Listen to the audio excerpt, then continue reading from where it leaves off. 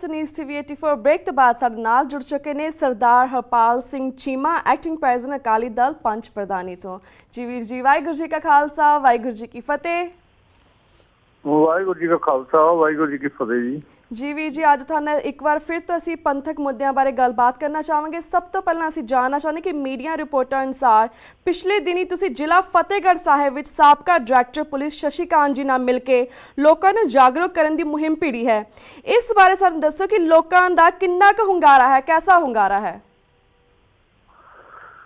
ਭੈਣ ਜੀ ਲੋਕਾਂ ਦਾ ਹੰਗਾਰਾ ਬਹੁਤ ਵਧੀਆ ਹੈ ਕਿਉਂਕਿ ਜਿਹੜਾ ਸਮਾਜ ਹੈ ਸਾਡਾ ਖਾਸ ਕਰਕੇ ਪੰਜਾਬ ਦਾ ਉਹ ਨਸ਼ਿਆਂ ਤੋਂ ਬਹੁਤ ਜ਼ਿਆਦਾ ਪਰਿਵਾਰ ਹੈ ਜਿਹੜੇ ਪੀੜਤ ਨੇ, ਮਤਲਬ ਉਹਨਾਂ ਨੂੰ ਕੋਈ ਰਾਹਤ ਨਹੀਂ ਮਿਲ ਰਹੀ, ਕੁਛ ਨਹੀਂ ਦਿਸ ਰਿਹਾ ਉਹਨਾਂ ਨੂੰ ਭਵਿੱਖ। ਹਾਂਜੀ ਤਾਂ ਇਸ ਕਰਕੇ ਅਸੀਂ ਇਹ ਇੱਕ ਮੁਹਿੰਮ ਚਲਾਈ ਹੈ ਪੰਜਾਬ ਦੇ ਵਿੱਚ ਜਿਹਨੂੰ ਅਸੀਂ ਸਮਝਦੇ ਹਾਂ ਵੀ ਪੁੱਤ ਬਚਾਊ ਮੁਹਿੰਮ। ਮਤਲਬ ਅਸੀਂ ਸੋਚਿਆ ਕਿ ਲੋਕਾਂ ਦੇ ਪੁੱਤਰਾਂ ਨੂੰ ਕਿਵੇਂ ਬਚਾਇਆ ਜਾਵੇ ਜੀ। ਇਹ ਐਕਚੁਅਲੀ ਕਈ ਚਿਰਾਂ ਤੋਂ ਹੀ ਮਤਲਬ ਅਸੀਂ ਕੋਈ 4-5 ਸਾਲ ਤੋਂ ਕੋਸ਼ਿਸ਼ ਕਰਦੇ ਹਾਂ ਕਿ ਜਿਹੜੇ ਨਸ਼ਿਆਂ ਦੇ ਪਿੱਛੇ ਅਸਲੀਅਤ 'ਚ ਜਿਹੜੇ ਬੱਚੇ ਆ, ਜਿਹੜੇ ਪੁਲਿਸ ਡਿਪਾਰਟਮੈਂਟ ਦੇ ਨੇ, ਕੁਛ ਪੋਲੀਟੀਸ਼ੀਅਨ ਨੇ ਜਿਹੜੇ ਇਸ ਵਪਾਰ ਨੂੰ ਮਤਲਬ ਦੀ ਪੁਸ਼ਤਾ ਪਨਾਹੀ ਕਰ ਰਹੇ ਨੇ, ਮਤਲਬ ਉਹਨਾਂ ਨੂੰ ਨੰਗਾ ਕੀਤਾ ਜਾਵੇ ਸਮਾਜ ਦੇ ਵਿੱਚ ਜਾਂ ਐਡਮਿਨਿਸਟ੍ਰੇਸ਼ਨ ਦੇ ਵਿੱਚ। ਪਰ ਕੋਈ ਸਾਨੂੰ ਬਾਹਲੀ ਸਫਲਤਾ ਨਹੀਂ ਸੀ ਮਿਲ ਰਹੀ ਪਿਛਲੇ ਸਮੇਂ ਤੋਂ। ਅਸੀਂ ਕਈ ਹਾਈ ਕੋਰਟ 'ਚ ਵੀ ਇਸ ਸੰਬੰਧ ਦੇ ਵਿੱਚ ਰਿਟਾਂ ਲਾਈਆਂ ਹੋਈਆਂ ਸੀਗੀਆਂ, ਮਾਰਚ ਵੀ ਪੰਜਾਬ ਦੇ ਵਿੱਚ ਤੇ ਗਈ, ਪਰ ਉਹਦਾ ਕੋਈ ਰਿਜ਼ਲਟ ਨਹੀਂ ਨਿਕਲਿਆ ਹੈਗਾ। ਪਰ ਹੁਣ ਸਾਨੂੰ ਲੱਗਦਾ ਹੈ ਕਿ ਮਹੀਨੇ ਡੇਢ ਮਹੀਨੇ ਤੋਂ ਮਤਲਬ ਸ਼ਸ਼ੀਕਾਂਤ ਨੂੰ ਵੀ ਪੁਲਿਸ ਦੇ ਵਿੱਚ ਰਹੇ ਨੇ, ਉਹਨਾਂ ਨੂੰ ਇਸ ਗੱਲ ਦਾ ਪਤਾ ਹੈ ਕਿ ਪੁਲਿਸ ਦਾ ਜਿਹੜਾ ਨੈਟਵਰਕ ਹੈ ਉਹ ਕਿਵੇਂ ਇਸ ਦੀ ਪੁਸ਼ਤਾ ਪਨਾਹੀ ਕਰ ਰਿਹਾ ਪਿਛਲੇ ਸਮੇਂ ਤੋਂ, ਤੇ ਪੋਲੀਟੀਸ਼ੀਅਨ ਕਿਵੇਂ ਇਹਦੇ ਵਿੱਚ ਇਨਵੋਲਵ ਨੇ। ਸੋ ਅਸੀਂ ਉਹਨਾਂ ਦੇ ਨਾਲ ਮਤਲਬ ਉਹਨਾਂ ਨੇ ਜਿਹੜਾ ਮੰਚ ਬਣਾਇਆ ਹੈ ਨਸ਼ਾ ਵਿਰੋਧੀ ਮੰਚ, ਸੋ ਅਸੀਂ ਫੈਸਲਾ ਕੀਤਾ ਸੀਗਾ ਵੀ ਅਸੀਂ ਸਾਰੇ ਹੀ ਉਹਦੇ ਨਾਲ ਸਹਿਯੋਗ ਕਰਾਂਗੇ ਕਿਉਂਕਿ ਜਦੋਂ ਵੀ ਪੰਜਾਬ 'ਚ ਅਸੀਂ ਇੱਦਾਂ ਦਾ ਕੋਈ ਨਸ਼ਾ ਵਿਰੋਧੀ ਪਿਛਲੇ ਸਮੇਂ ਦੇ ਵਿੱਚ ਛੇੜਦੇ ਸੀਗੇ ਮੁਹਿੰਮ, ਤਾਂ ਜਿਹੜੀ ਸਰਕਾਰ ਹੈ ਉਹ ਇਹ ਗੱਲ ਕਹਿ ਕੇ ਉਹਨੂੰ ਮਤਲਬ ਲੋਕਾਂ ਤੋਂ ਕੱਟਣਾ ਚਾਹੁੰਦੀ ਹੈ ਕਿ ਇਹ ਤਾਂ ਪੋਲੀਟੀਕਲ ਮੁੱਦਾ ਹੈ ਜੀ, ਇਹਨਾਂ ਦਾ ਇਹ ਰਾਜਨੀਤੀ ਕਰਦੇ ਨੇ, ਅਸਲੀਅਤ ਤੋਂ ਬਹੁਤ ਕੋਹਾਂ ਦੂਰ ਨੇ। ਸੋ ਹੁਣ ਕੁਛ ਉਹਨਾਂ ਦੇ ਅੱਗੇ ਆਉਣ ਦੇ ਨਾਲ ਮਤਲਬ ਇਸ ਗੱਲ ਦਾ ਹੋਇਆ ਕਿ ਵਾਕਈ ਉਹ ਪੁਲਿਸ ਡਿਪਾਰਟਮੈਂਟ 'ਚ ਸੀਗੇ, ਕਾਫੀ ਚਿਰ ADGP ਇੰਟੈਲੀਜੈਂਸ ਰਹੇ ਨੇ, ਉਹਨਾਂ ਨੂੰ ਇਸ ਗੱਲ ਦਾ ਪਤਾ ਹੈ ਕਿ ਕਿਸ ਤਰੀਕੇ ਨਾਲ, ਤੇ ਲੋਕ ਵੀ ਥੋੜ੍ਹਾ ਜਿਹਾ ਉਹਨਾਂ 'ਤੇ ਵਿਸ਼ਵਾਸ ਕਰਦੇ ਨੇ ਕਿ ਉਹ ਆਪ ਪੁਲਿਸ 'ਚ ਰਹਿਣ ਕਰਕੇ ਮਤਲਬ। ਸੋ ਅਸੀਂ ਪਿਛਲੇ ਸਮਿਆਂ ਦੇ ਵਿੱਚ ਕਈ ਡਿਸਟ੍ਰਿਕਟਾਂ ਦੇ ਵਿੱਚ ਇਸ ਦੀ ਮੁਹਿੰਮ ਚਲਾਈ ਹੈ, ਪਿੰਡਾਂ ਦੇ ਵਿੱਚ ਜਿਹੜੀਆਂ ਇੱਕ ਜਿਸ ਤਰੀਕੇ ਨਾਲ ਇੱਕ ਨੁੱਕੜ ਮੀਟਿੰਗਾਂ ਹੁੰਦੀਆਂ ਨਾ ਵੀ ਲੋਕਾਂ ਦੇ ਵਿੱਚ ਵਿਚਾਰ ਵਟਾਂਦਰੇ ਦੇ ਤੌਰ 'ਤੇ ਤੁਸੀਂ ਪਿੰਡਾਂ ਦੀਆਂ ਸੱਥਾਂ ਦੇ ਵਿੱਚ ਬੈਠ ਕੇ ਲੋਕਾਂ ਦੇ ਨਾਲ, ਪਰਿਵਾਰਾਂ ਦੇ ਨਾਲ ਜਿਹੜੇ ਇਫੈਕਟਿਵ ਨੇ ਉਹਨਾਂ ਦੇ ਨਾਲ ਵਿਚਾਰ ਵਟਾਂਦਰਾ ਕਰਨਾ, ਤੇ ਅਸੀਂ ਉਹਨਾਂ ਨੂੰ ਇਹ ਦੱਸਣ ਦੀ ਅਵੇਅਰ ਕਰਨ ਦੀ ਕੋਸ਼ਿਸ਼ ਕੀਤੀ ਹੈ ਕਿ ਅਸੀਂ ਆਪਣੇ ਬੱਚਿਆਂ ਨੂੰ ਜਿਹੜੇ ਡਰੱਗ ਦੇ ਵਿੱਚ ਪੈ ਚੁੱਕੇ ਨੇ ਉਹਨਾਂ ਨੂੰ ਕਿਵੇਂ ਹਟਾ ਸਕਦੇ ਹਾਂ। ਹਾਂਜੀ, ਤੇ ਲੋਕਾਂ ਨੂੰ ਇਹ ਦੱਸਣ ਦੀ ਕੋਸ਼ਿਸ਼ ਕਰ ਰਹੇ ਹਾਂ ਕਿ ਅਗਰ ਜਿਹੜੇ ਬੱਚੇ ਇਸ ਰਸਤੇ ਨੂੰ ਛੱਡ ਕੇ ਮੁੜ ਕੇ ਸਾਡੇ 'ਚ ਆਣ ਕੇ ਬੈਠਦੇ ਨੇ ਅਸੀਂ ਉਹਨਾਂ ਨੂੰ ਕਿਵੇਂ ਸਤਿਕਾਰ ਦੇ ਸਕਦੇ ਹਾਂ, ਕਿਉਂਕਿ 3-4 ਤਰੀਕੇ ਦੇ ਨਾਲ ਮਤਲਬ ਹੈ ਜਿਹੜੀ ਇਹ ਮੁਹਿੰਮ ਹੈ ਅੱਗੇ ਵੱਧ ਸਕਦੀ ਹੈ। ਮਤਲਬ ਪਹਿਲਾਂ ਤਾਂ ਇਹ ਹੈ ਕਿ ਜਿਹੜੇ ਲੋਕ ਨਸ਼ੇ ਬਣਦੇ ਨੇ ਪਿੰਡਾਂ ਦੇ ਵਿੱਚ ਜਾ ਕੇ ਸਪਲਾਈ ਦੀ, ਤੁਸੀਂ ਹੈਰਾਨੀ ਹੋਊਗੀ ਤੁਹਾਨੂੰ, ਜਿਵੇਂ ਇੱਥੇ ਬਾਹਰ ਵਿਦੇਸ਼ਾਂ ਦੇ ਵਿੱਚ ਪੀਜ਼ੇ ਦੀ ਡਿਲੀਵਰੀ ਹੁੰਦੀ ਹੈ ਜਾਂ ਕੋਈ ਵੀ ਫੂਡ ਆਪਾਂ ਖਾਂਦੇ ਹਾਂ, ਆਪਾਂ ਸ਼ਾਮ ਨੂੰ ਕਾਲ ਕਰਕੇ ਉਹਨੂੰ ਫੂਡ ਨੂੰ ਮੰਗਾ ਲੈਂਦੇ ਘਰਾਂ ਵਿੱਚ, ਏਦਾਂ ਪੰਜਾਬ ਦੇ ਵਿੱਚ ਨਸ਼ੇ ਦੀ ਡਿਲੀਵਰੀ ਹੈ ਜਿਹੜੀ ਉਹ ਅੱਜ ਕੱਲ੍ਹ ਘਰਾਂ ਦੇ ਵਿੱਚ ਹੁੰਦੀ ਹੈ। ਤੁਸੀਂ ਕੋਈ ਚੀਜ਼ ਲੈਣੀ ਤੁਹਾਨੂੰ ਬਾਜ਼ਾਰ ਜਾਣਾ ਪੈਂਦਾ, ਇੱਕ ਨਸ਼ਾ ਹੀ ਇੱਕ ਇੱਦਾਂ ਦੀ ਚੀਜ਼ ਹੈ ਕਿ ਤੁਸੀਂ ਕਾਲ ਕਰੋ, ਉਹਨਾਂ ਦੇ ਫੋਨ ਨੰਬਰ ਹੈਗੇ, ਤੁਹਾਨੂੰ ਘਰ ਦੇ ਵਿੱਚ ਜਾ ਕੇ ਉਹ ਆਣ ਕੇ ਦੇ ਜਾਂਦੇ ਆ ਨਸ਼ਾ ਜੀ। ਸੋ ਅਸੀਂ ਇੱਕ ਤਾਂ ਮਤਲਬ ਇਹ ਪਿੰਡਾਂ ਦੇ ਲੋਕਾਂ ਨੂੰ ਇਹ ਗੱਲ ਕਹਿਣ ਦੀ ਕੋਸ਼ਿਸ਼ ਕੀਤੀ ਹੈ ਕਿ ਤੁਹਾਨੂੰ ਪੁਆਇੰਟ ਕਰਨੇ ਚਾਹੀਦੇ ਆ ਵੀ ਕਿਹੜੇ ਬੰਦੇ ਆ ਜਿਹੜੇ ਰੋਜ਼ ਤੁਹਾਡੇ ਪਿੰਡਾਂ ਦੇ ਆਲੇ ਦੁਆਲੇ ਮੋਟਰਸਾਈਕਲਾਂ ਦੇ ਉੱਤੇ ਫਿਰਦੇ ਆ ਤੇ ਤੁਹਾਡੇ ਬੱਚਿਆਂ ਨੂੰ ਜਿਹੜੇ ਕੋਈ ਇਸ ਗੱਲ ਦੇ ਆਦੀ ਹੋ ਚੁੱਕੇ ਆ ਉਹਨਾਂ ਨੂੰ ਮਿਲਦੇ ਆ, ਉਹਨਾਂ ਨੂੰ ਫੜੋ, ਉਹਨਾਂ ਨੂੰ 1-2 ਵਾਰੀ ਉਹਨਾਂ ਨੂੰ ਮੰਨ ਲਓ ਇਸ ਗੱਲ ਨੂੰ ਕਹੋ ਕਿ ਜੇ ਤੁਸੀਂ ਮੁੜ ਕੇ ਇੱਥੇ ਆਏ ਤੇ ਅਸੀਂ ਤੁਹਾਡੇ ਨਾਲ ਬੁਰਾ ਹਾਲ ਕਰਾਂਗੇ। ਅਗਰ ਫਿਰ ਵੀ ਨਹੀਂ ਹਟਦੇ ਉਹ ਇੱਥੇ ਤੁਹਾਡੇ ਆਉਣ ਤੋਂ, ਤੇ ਪੁਲਿਸ ਲਾਓ, ਜੇ ਪੁਲਿਸ ਵੀ ਕੰਮ ਨਹੀਂ ਕਰਦੀ ਤੇ ਤੁਸੀਂ ਆਪ ਇਸ ਗੱਲ ਦੀ ਉਹਨਾਂ ਨੂੰ ਫੜ ਕੇ ਮਤਲਬ ਉਹਨਾਂ ਨੂੰ ਸਮਾਜ ਦੇ ਵਿੱਚ ਨੰਗਾ ਕਰ ਸਕਦੇ ਹਾਂ, ਉਹਨਾਂ ਦੀ ਥੋੜ੍ਹਾ ਬਹੁਤਾ ਉਹਨਾਂ ਨੂੰ ਜਲੀਲ ਕਰ ਸਕਦੇ ਹਾਂ ਤਾਂ ਕਿ ਉਹ ਉੱਥੇ ਨਾ ਬਣਨ, ਉਹਨਾਂ ਦੇ ਅੰਦਰ ਡਰ ਪੈਦਾ ਕਰ ਸਕਦੇ ਹਾਂ।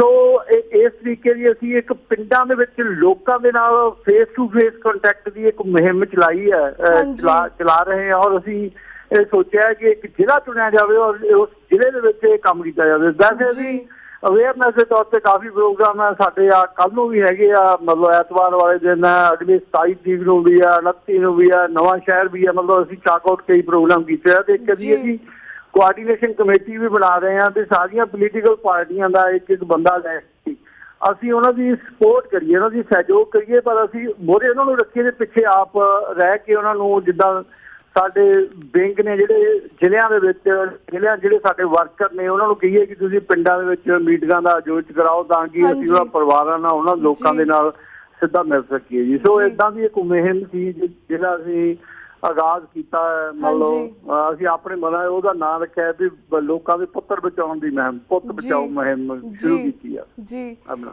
ਤਾਂ ਵੀਰ ਜੀ, ਜਿਸ ਤਰ੍ਹਾਂ ਸਾਨੂੰ ਸਾਰਿਆਂ ਨੂੰ ਪਤਾ ਹੈ ਕਿ ਡਰੱਗਸ ਇੱਕ ਐਸੀ ਚੀਜ਼ ਹੈ, ਇੱਕ ਐਸਾ ਦਲਦਲ ਹੈ ਜਿਸ 'ਚ ਛੱਡਣਾ ਮੁਸ਼ਕਿਲ ਨਹੀਂ ਹੁੰਦਾ, ਮੁਸ਼ਕਿਲ ਪੈ ਜਾਂਦਾ ਕਿਸੇ ਬੱਚੇ ਨੂੰ ਛੱਡਣਾ। ਪਲੱਸ ਇਸ ਲਈ ਇੱਕ ਦਲਦਲ ਜਿਸ 'ਚ ਬੰਦਾ ਧੱਸਦਾ ਹੀ ਰਹਿੰਦਾ। ਅਤੇ ਤੁਸੀਂ ਜਿਹੜੀ ਮੁਹਿੰਮ ਸ਼ੁਰੂ ਕੀਤੀ, ਜਿਹੜੀ ਅਵੇਅਰਨੈਸ ਸ਼ੁਰੂ ਕੀਤੀ ਹੈ, ਇਸ ਤੋਂ ਤੁਸੀਂ ਕਿਵੇਂ ਹਟਾ ਸਕਦੇ ਹੋ, ਇਸ ਬਾਰੇ ਵੀ ਵੇਰਵਾ ਦਿਓ। ਅਤੇ ਜਿਹੜੇ ਬੱਚੇ ਆਲਰੇਡੀ ਹਟ ਚੁੱਕੇ ਨੇ ਉਹਨਾਂ ਨੂੰ ਕਿਸ ਤਰ੍ਹਾਂ ਟਰੀਟ ਕੀਤਾ ਜਾਂਦਾ ਹੈ ਸੋਸ਼ਲ ਇਕੱਠੇ ਹੋ ਕੇ, ਉਸ ਬਾਰੇ ਵੀ ਥੋੜ੍ਹਾ ਵੇਰਵਾ ਦਿਓ।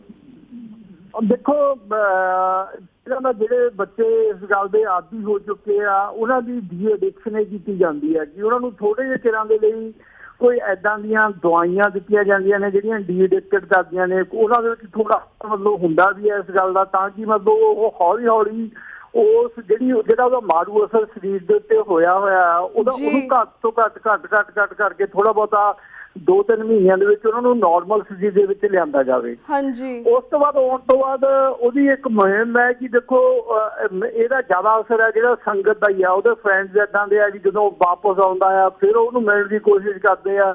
ਉਹਦੇ 'ਚ ਪਰਿਵਾਰ, ਉਹਨਾਂ ਦੇ ਪਿੰਡ ਦੇ ਲੋਕ ਸਹਿਯੋਗ ਕਰਦੇ ਆ। ਇੱਕ ਵਾਰੀ ਜਿਹੜਾ ਬੰਦਾ ਪਿੰਡ ਦੇ ਵਿੱਚ ਜਾਂ ਇਲਾਕੇ ਦੇ ਵਿੱਚ ਲੋਕਾਂ ਨੂੰ ਜਾਂ ਰਿਸ਼ਤੇਦਾਰਾਂ ਨੂੰ ਉਹਨੂੰ ਪਤਾ ਲੱਗ ਜਾਂਦਾ ਵੀ ਆਹ ਬੱਚਾ ਜਿਹੜਾ ਡਰੱਗੀ ਹੋ ਗਿਆ ਜਾਂ ਡਰੱਗ ਲੈਣੀ ਸ਼ੁਰੂ ਕਰ ਦਿੱਤਾ, ਉਹਨੂੰ ਉਸ ਹੀ ਨਜ਼ਰਾਂ ਦੇ ਨਾਲ ਦੇਖਿਆ ਜਾਂਦਾ ਹੈ। ਮਤਲਬ ਜਦੋਂ ਛੱਡ ਵੀ ਆਵੇ ਤਾਂ ਵੀ ਉਹਨੂੰ ਮਤਲਬ ਇੱਦਾਂ ਦੇ ਤਾਨੇ ਮਿਹਣੇ ਜਾਂ ਇੱਦਾਂ ਦੇ ਉਹਦੇ 'ਤੇ ਕੱਸੇ ਜਾਂਦੇ ਆ ਕਿ ਉਹ ਬੱਚਾ ਕਹਿੰਦਾ ਵੀ ਮੈਂ ਕੋਈ ਕੰਮ ਛੱਡਣ ਦੇ ਬਾਵਜੂਦ ਵੀ ਮਤਲਬ ਮੇਰੇ ਘਰ ਦੇ ਜਾਂ ਮੇਰੇ ਪਿੰਡ ਦੇ ਲੋਕ ਮੇਰੇ 'ਤੇ ਇਤਬਾਰ ਨਹੀਂ ਕਰਦੇ। ਸੋ ਇੱਕ ਉਹਨੂੰ ਸਮਾਜ ਦੇ ਵਿੱਚ ਮੁੜ ਕੇ ਸਥਾਪਿਤ ਕਰਨ ਦੇ ਲਈ ਇੱਕ ਮੁਹਿੰਮ ਹੈ। ਨੰਬਰ ਸੈਕਿੰਡ ਦੇ ਹੈ ਕਿ ਦੇਖੋ ਜ਼ਿਆਦਾ ਬੱਚੇ ਆ ਜਿਹੜੇ ਬੇਰੁਜ਼ਗਾਰ ਹੋਣ ਕਰਕੇ, ਉਹਨਾਂ ਨੂੰ ਉਹ ਵਿਹਲੇ ਹੋਣ ਕਰਕੇ ਉਹ ਇੱਦਾਂ ਦੀ ਸੰਗਤ 'ਚ ਪੈਂਦੇ ਆ। ਅਸੀਂ ਸੋਚਦੇ ਹਾਂ ਕਿ ਜਿਹੜਾ ਪੰਜਾਬ ਦਾ ਯੂਥ ਵੈਲਫੇਅਰ ਡਿਪਾਰਟਮੈਂਟ ਹੈ ਜਾਂ ਪਿੰਡਾਂ ਦੇ ਵਿੱਚ ਹੈ, ਤੇ ਕੋਈ ਨਾ ਕੋਈ ਉਹਨਾਂ ਨੂੰ ਕੋਈ ਇੱਦਾਂ ਦੀ ਸਕੀਮ ਮੁਹੱਈਆ ਕੀਤੀ ਜਾਵੇ, ਜਾਂ ਘਰਦਿਆਂ ਨੂੰ ਅਸੀਂ ਇਹ ਗੱਲ ਕਹਿੰਦੇ ਹਾਂ ਵੀ ਉਹਨਾਂ ਨੂੰ ਕੋਈ ਤੁਸੀਂ ਬਿਜ਼ਨਸ ਸ਼ੁਰੂ ਕਰਾ ਕੇ ਦਿਓ, ਉਹਨਾਂ ਨੂੰ ਕੋਈ ਵਰਕ ਦਿਓ, ਮਤਲਬ ਜਿਹਦੇ ਨਾਲ ਉਹ ਬਿਜ਼ੀ ਰਹਿਣ। ਸੋ ਇੱਦਾਂ ਦੀਆਂ ਹੈਗੇ ਨੇ 3-4 ਮਤਲਬ ਥੋੜ੍ਹੇ ਜਿਹੇ ਲੌਂਗ ਪ੍ਰੋਗਰਾਮ ਜਿਨ੍ਹਾਂ ਦੇ ਨਾਲ ਅਸੀਂ ਸੋਚਦੇ ਹਾਂ ਕਿ ਉਹ ਉੱਧਰੋਂ ਛੁੱਟ ਕੇ ਮਤਲਬ ਪਿੰਡਾਂ ਦੇ ਵਿੱਚ ਜਿਹੜਾ ਯੂਥ ਵੈਲਫੇਅਰ ਡਿਪਾਰਟਮੈਂਟ ਹੈ, ਉਹ ਜਿੰਮ ਹੈ, ਜੇ ਕੋਈ ਬੱਚਾ ਮਤਲਬ ਇੱਧਰੋਂ ਛੁੱਟ ਕੇ ਖੇਡਾਂ ਦੇ ਵਿੱਚ ਆਪਣੀ ਰੁਚੀ ਪੈਦਾ ਕਰ ਲੈਂਦਾ ਜਾਂ ਆਪਣੇ ਜਿੰਮ ਜਾਣਾ ਸ਼ੁਰੂ ਕਰ ਦਿੰਦਾ ਸਵੇਰੇ ਸ਼ਾਮ, ਤਾਂ ਵੀ ਇੱਕ ਉਹਦਾ ਮਤਲਬ ਇੱਧਰੋਂ ਛੁਟਕਾਰਾ ਹੋ ਸਕਦਾ ਇਸ ਪਾਸੇ ਤੋਂ।